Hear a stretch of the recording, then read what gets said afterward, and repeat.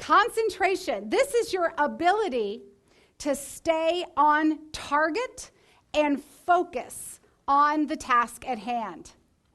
Productive people have a tremendous capacity for concentration.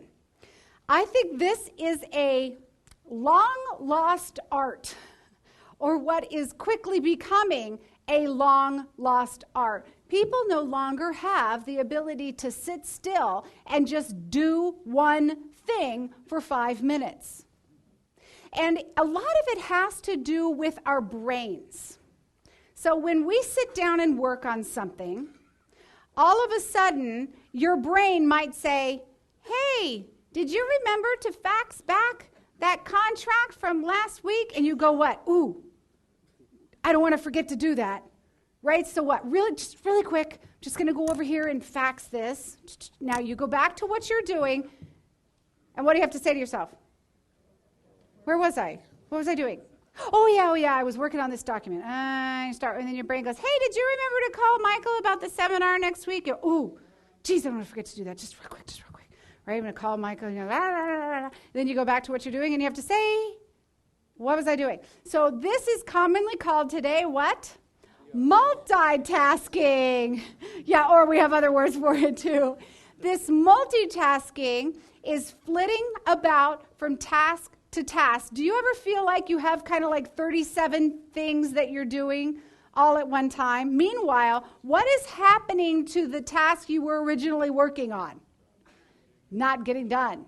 Because you keep interrupting yourself. Who is the biggest culprit in terms of distraction? The R in productivity is for reduction. When you have a plan, are other people really good at blowing it up for you? So now you want to reduce the things that waste your time.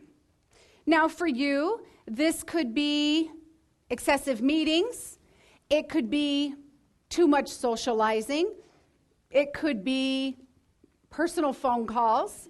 When you have these types of interruptions in your life, you have to figure out, where are the major culprits for me? What are the things that are derailing me? If you have to keep a log and actually jot down what happens to you during the day that is uncontrollable, what are those things that you need to eliminate so that you can truly focus on that plan and those priorities?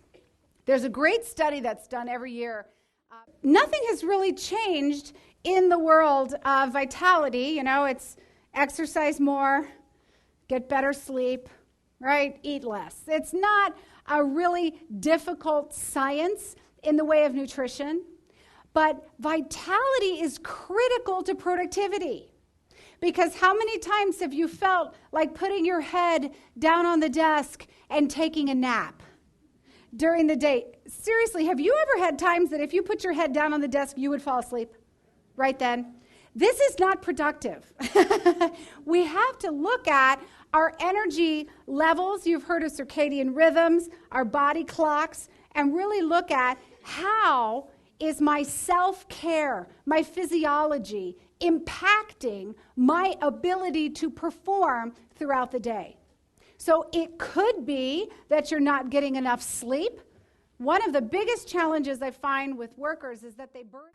The E in productive stands for equilibrium. It is having that balance where you feel satisfied in how you're spending your time in the various areas of your life. Now, does balance mean equal? Does equilibrium mean equal? Can I spend time equally at work as I do at home, as I do at church, as I do in my community? No. Equilibrium then means that you're satisfied with the mix of where you're spending your time.